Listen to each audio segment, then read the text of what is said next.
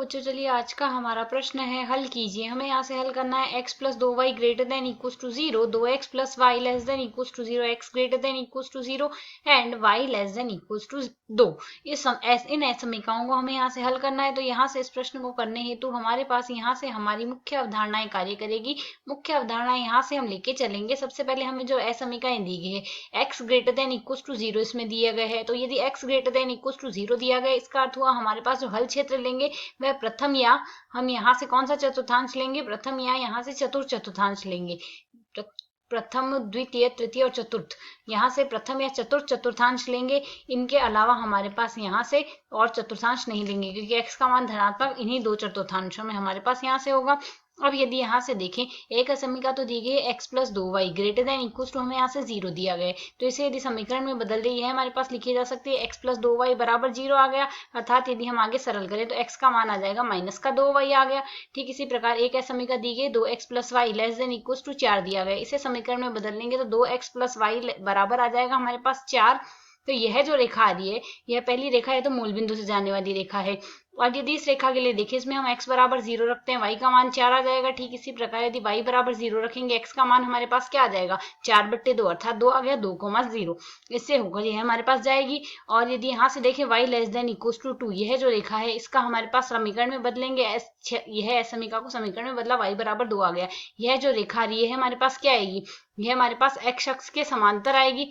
x अक्ष के समांतर यह हमारे पास रेखा बन जाएगी। ठीक है, तो यदि अब हम यहाँ से देखें, हमारे पास यहाँ से क्या आएगा, यह मूल बिंदु से जाने वाली रेखा हो गई। यह हमारे पास ये रेखा के हमने बिंदु देख लिया। अब हल क्षेत्र यदि देखें, इसके लिए हल क्षेत्र देखने का तरीका क्या लेंगे, सबसे पहले समीकरणों को बना लेते हैं। पहले हमें यहाँ से इनके प्रतिच्छेदन बिंदु देखने होंगे। तो यदि प्रतिच्छेदन बिंदु देखें, यहाँ से इसे हम समीकरण से समीकरण में बदला 1 नाम दे, इसे हम 2 नाम दे, इसे हम यदि यहाँ से 3 नाम दे, तो 2 व 3 से हम यहाँ से देख सकते हैं, एक समीकरण 2 लेते हैं और एक हम यहाँ से 3 लेते हैं। तो 2 व 3 से हमारे पास यहाँ से क्या आ जाएगा, 2 व 3 से y का मान तो 2 आ ही रहा है, y का मान 2 हम यहाँ से दूसरे समीकरण में रख देते हैं, तो मान क्या आ जाएगा, 2x बराबर 4-2।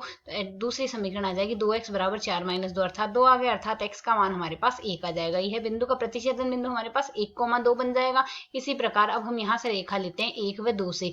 1 व 2 से यदि हम यहाँ से देखें, हमारे पास x बराबर क्या आ रहा है, 1 में हमारे पास हमने x बराबर क्या लिख दिया, माइनस का 2y। तो x बराबर यदि माइनस का 2y हमने लिख दिया है, तो यह मान हम दूसरी रेखा में प्रतिस्थापित कर देते हैं। मान हमारे पास क्या आ जाएगा, x बराबर माइनस का 2y हम ले रहे हैं, तो मान हमारे पास आएगा 2 गुणा माइनस का 2y, 2 गुणा माइनस का 2y, प्लस में आ रहा है y बराबर में हमारे पास 4 आ रहा है। सरल कर लें इसे, मान क्या आ जाएगा, माइनस का 4y और प्लस का y, माइनस का 3y बराबर आ गया 4, अर्थात y का मान हमारे पास यहाँ से आ जाएगा माइनस का 4/3। y बराबर माइनस का 4/3 आया, तो x बराबर क्या आएगा, माइनस का 2 गुणा में माइनस का 4/3। सरल कर लेंगे, मान आ जाएगा हमारे पास 8/3, अर्थात दोनों से हमारे पास बिंदु मिल रहा है 8/3 कॉमा माइनस का 4/3, यह बिंदु आ गया। अब हम यहाँ से यदि लें 1 व समीकरण 3 से, 1 व 3 से हमारे पास मान क्या आएगा, दोनों को हम लेंगे। 1 में हमारे पास यहाँ से मान तो आ चुका है x बराबर माइनस का 2y, और 3 में हमारे पास y बराबर क्या आ रहा है, y बराबर हमारे पास 2 आ रहा है, तो y का मान 2 इसमें प्रतिस्थापित कर देंगे, तो x बराबर हमारे पास क्या आ जाएगा, x बराबर माइनस का 4 आ गया। प्रतिच्छेदन बिंदु आएगा माइनस का 4,2। यह बिंदु हमारे पास मिल चुके हैं। तो यदि अब हम यहाँ से देखें, यह रेखा है हमारे पास कुछ इस प्रकार आएगी। यह हमारे पास x अक्ष आ गया, यह हमारे पास यहाँ से हमारा y अक्ष आ गया, यह हमारे पास मूल बिंदु आ गया। यह पहली रेखा एक रेखा हमने बना दी, जो दूसरी रेखा थी मूल बिंदु से होकर जा रही थी। यह y बराबर 2 की हमारे पास रेखा होगी। तो एक बिंदु तो हमारे पास यह प्रतिच्छेदन बिंदु आ रहा है, y बराबर 2 के साथ हमारे पास यहाँ से इस रेखा का प्रतिच्छेदन हो रहा है। तो बिंदु क्या बन रहा है, 1 व 2 से हमारे पास यह बिंदु बन रहा है, यहाँ पर एक बिंदु बन रहा है। इस बिंदु के निर्देशांक हमारे पास यहाँ से क्या आ रहे हैं, y बराबर 2 के साथ जब प्रतिच्छेदन होता है तो यह बिंदु बनता है। यह बिंदु आएगा 1,2, जैसा कि हमने यहाँ से निकाला है। ठीक इसी प्रकार यहाँ से यह बिंदु हमारे पास प्रतिच्छेदन बिंदु बनेगा। इस बिंदु के निर्देशांक क्या होंगे, यहाँ से एक तो हमारे पास मूल बिंदु जाने वाली पहली रेखा है, और एक हमने यहाँ से यह दूसरी रेखा ली है। पहली व दूसरी रेखा का प्रतिच्छेदन बिंदु 8/3 माइनस का 4/3 बना है। ठीक इसी प्रकार एक प्रतिच्छेदन बिंदु यह बन रहा है, जिसके निर्देशांक -4 व 2 है। तो यदि हम यहाँ से देखें, हल क्षेत्र हमारे पास x अक्ष का धनात्मक मान लेना है, अर्थात प्रथम व चतुर्थ चतुर्थांश ही लेंगे।